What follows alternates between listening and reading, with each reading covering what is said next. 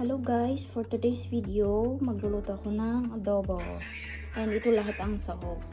Syempre, chicken wing, kasi ito yung favorite ko na part ng manok. Tapos, minamarinate ko siya ng adobo mix ni Mamasitas. Maganda kasi ito kasi may lahat ng sahog nandyan na.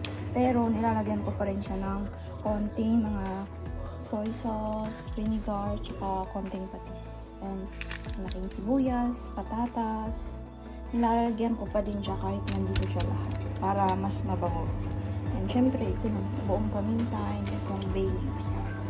So, slice muna natin to. Pati rin yan.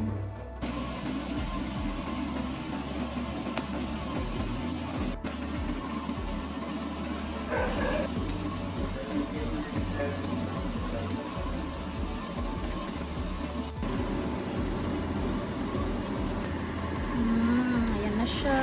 Bango-bango ng ulam, adobo manok. So, this is my adobo version. Tapos ito naman ako ng kapitbahay. Okra with manok.